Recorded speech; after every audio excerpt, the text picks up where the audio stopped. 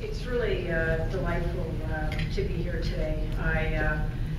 When I first got, Leanne first called me approached me about speaking here today, I think it was about 5 or 6 months ago, 5 months ago.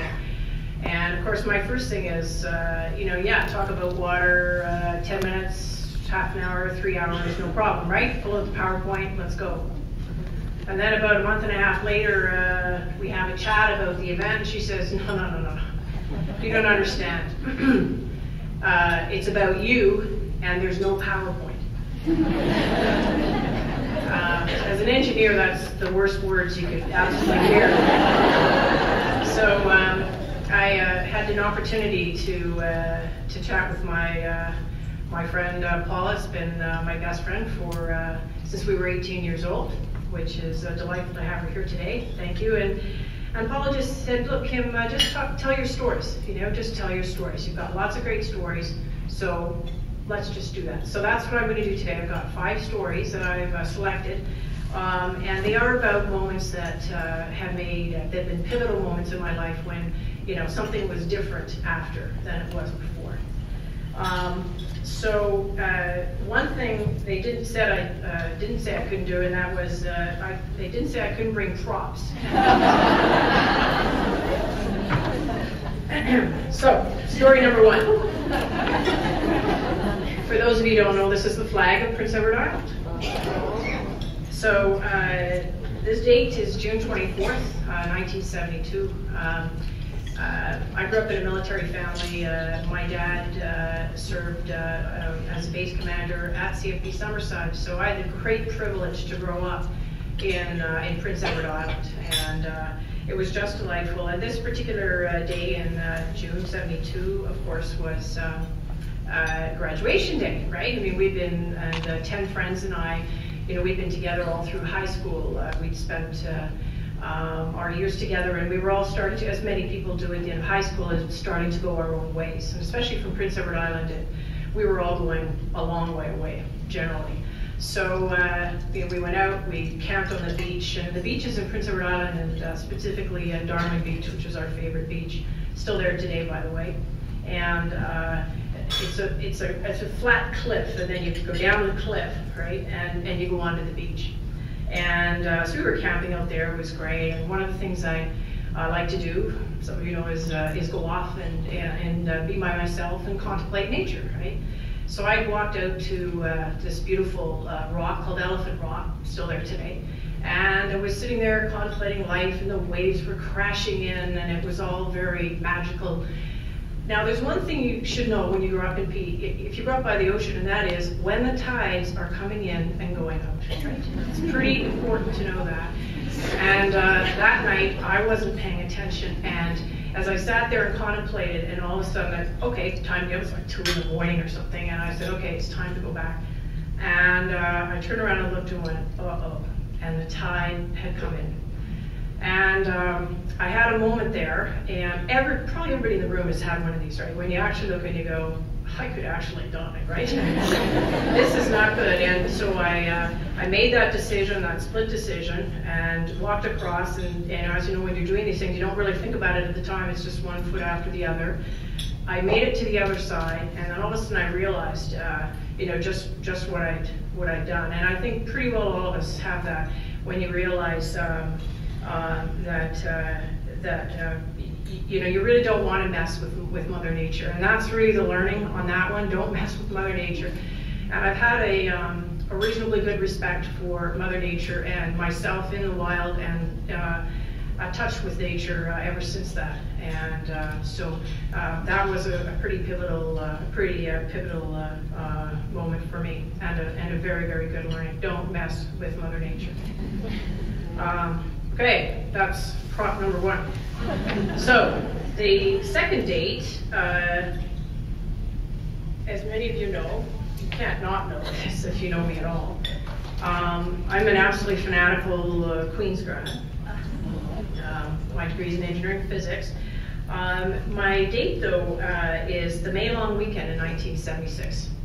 And I was out here as a summer student, and actually There's probably a few of you in the room. We do have a lot of our Queen's colleagues that came out at the same time for that summer. I worked with Shell in petrophysics, geophysics, and on the long weekend in May, I had the opportunity, a good friend, one of my other life friends, Steve Loughy, invited me out with a couple of the other guys. Some great guys from our year. Bobby Turner, it's a heartthrob of the engineering. Jeff Davenport, he was the heartthrob of the commerce guys. I was feeling pretty good, so I got to sit in the front seat, and Steve was driving, and we came up, and we came over the top of Scotts Hill. And we started going down the other side, and I just went, oh my God. And I knew at that moment that this was it. I was going to be here for the rest of my life. So,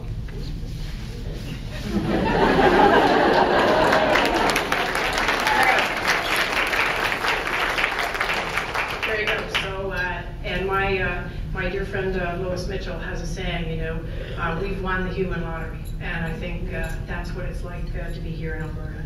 So I think the lesson on that one is to know where you want to live and to feel at home and feel comfortable. So that's that one. This is kind of fun.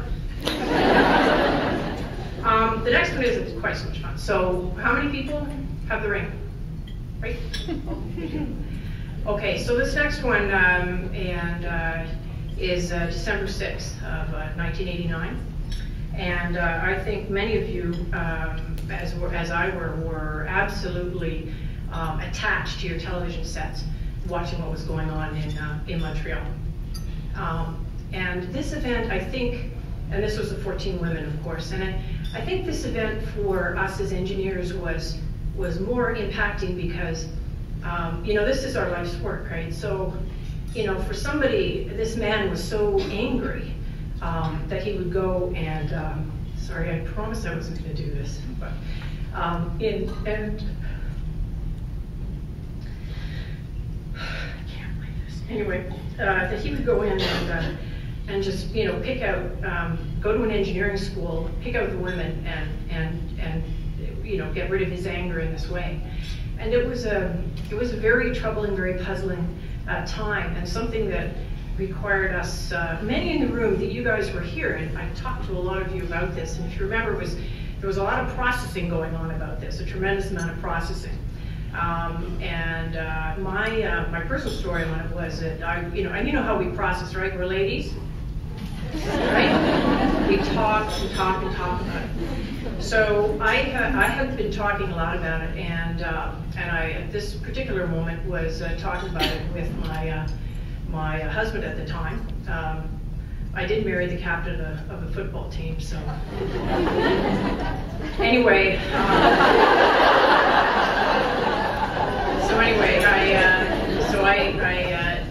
I was talking and I was processing this, and he looked at me at one point. He said, "You know, just stop already. You're blowing this completely out of proportion. The guy was just a whack job." You know, that's what he said. The guy was just crazy, and he said, "This isn't going to impact my life one little bit." And I looked at him and I said, "Oh, I'm pretty sure it is." Right? All the nose. And so at that moment, literally in that moment, I said I started taking back my life and moving on from a relationship that wasn't healthy. And it took a few years, as many of you know, but you know, it opened up a space for me to now be in a relationship that's loving and supportive, and you know, something I would have never believed I could have been in when I was a young person. So I think the lesson out of that one for me is to stand in your truth. And you know, it may be awkward at the time, but you know, in the end, it's going to work out for you. So that's a good one. The next one is August 6th, 2005. As many of you may know, I have to put my prop up. There we go. So many people know here, I spend a tremendous amount of time out in Jasper, 3 weeks a year, camping beside the Athabasca River, listening to the river, the sounds, hiking, and just being out in nature. And it's a very, very important time for me. This particular time, my nephew had come out to spend some time with me in Jasper, and I just driven him back to his home in Edmonton, and I was driving back, and this is this whole distracted driving thing. This is the lesson on the distracted driving. I was driving back to Jasper, and thinking a lot about from Edmonton, thinking a lot about the swim and Lake Annette, the fire, the last night, and all the good things. I'm absolutely not paying as much attention to the road as I should. I wasn't eating and I wasn't talking on the phone, cell phone, but I was probably not paying attention to the road as much as I should have. And I remember distinctly kind of wandering and looking off to the side and saying, Lodgepole, that's a funny name for a town. And all of a sudden the next thing I hear is the rumble. I was driving a Westphalia camper van, so it's quite heavy on the top, and the road had turned and my wheels had come off on the right-hand side. So now I'm going along, cruise control on, again, never doing that again, and 120 kilometers an hour, and I'm pulling it to try and get back on, and I'm not going to make it. So the car, we bailed out to the right to avoid hitting the guardrail, and bounced off the big cement thing, culvert, big culvert at the bottom, and flew up and landed flat on top of the car, on the roof. And I kind of came to, and I was sitting there, and my dog Chinook, my 100-pound husky, Chinook, he was in the only piece of this inside that he could have been to make it. And we got pulled out. Some wonderful people stopped. We got pulled out, and in all honesty, there were some bumps and bruises, and we didn't look too good for a couple of weeks, but more or less we kind of walked away from that. We walked away from that. So that was a lesson in of itself, but I think the bigger one was right at the same time. A very good friend of mine had been he was riding his bike in northwest Calgary. Moved off the bike path just to avoid some pedestrians, flipped over his handlebars, broke his neck, died. So, this was within hours. So one of the things about this fellow, Mike, was, we'd worked together for 15 years. He was knew I was trying to do this one either, but, we'd worked together for 15 years. He was one of the main people behind my spinning out from Nova Corporation into Revolve Technologies, Revolve Magnetic Bearings, a business that we worked together hard on, built up over 10 years and then sold. He then worked with me in a business after that, which was about energy and water. I'm not even going to talk about it because it's not going to save the world anytime soon, but we did learn a lot about water, and he was the one that brought the idea of, introduced me to the concept of natural capital. He was the one that started with the thought that we can use economics to really move forward with environmental and social issues on water. He was also the one that thought, what kind of a business structure can we put together? And this is social entrepreneurialism. That's what I think of myself, and that's why WaterSMART has started as a not-for-profit. So, obviously WaterSMART then took on a whole new level for me. And I can say over the last 5 years, and one of my first employees, Kim, is here, which is very exciting. We've grown up this business, and it's just been, that's my prop, WaterSMART. And the people in the room too to thank on that. We've got some long-time solid supporters here. I saw Aida, I know Noel's here, I know Summer's here, and I hope I didn't miss anybody. It's just because I happened to see you guys when I walked in. But these people have been very, very strong supporters of ours, all the Oil Sands Leadership Initiative people. It's been a really, really great opportunity. And I think the thing I learned from that is it's really, really helpful to feel passionate and have a purpose for your work. Because anytime, I'm a serial entrepreneur, anytime you start a new business, there are challenges. And boy, if you have a mission, it's really easy to keep moving and get through those challenges. So that was a big lesson for me. Next one, May long weekend, 2010. I have another prop for this. So it's kind of funny, glad I thought of this last night, because it makes it a little bit easier. Plus it gets me to move, and it gets me to motion.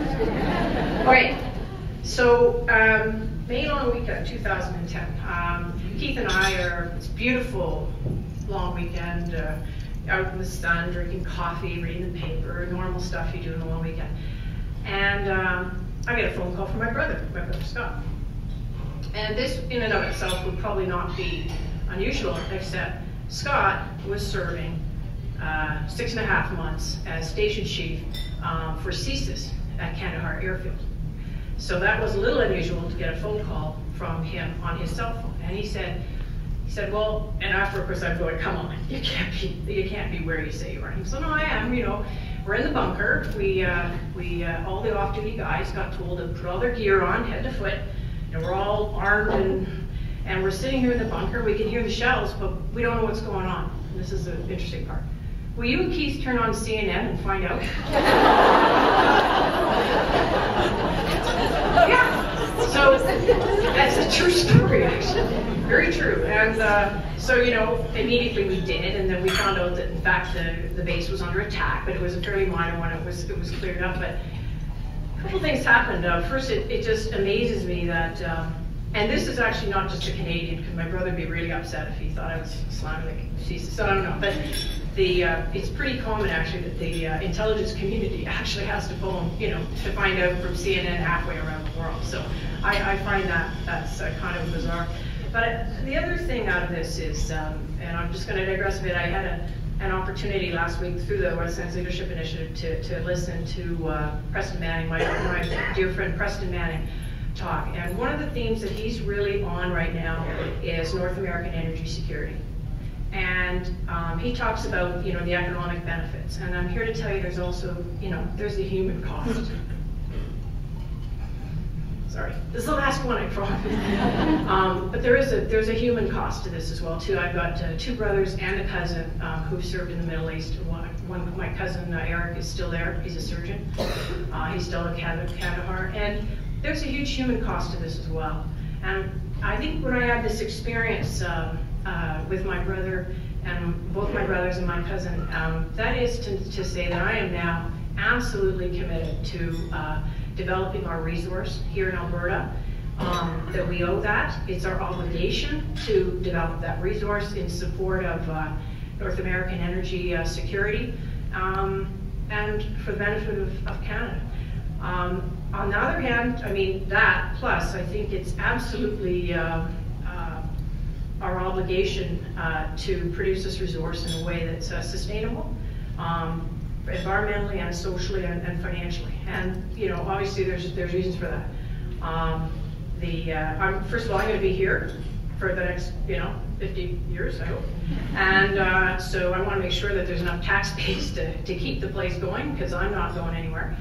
I want to make sure we do it environmentally, because you know, my time's up in Jasper, where I live, being able to look out.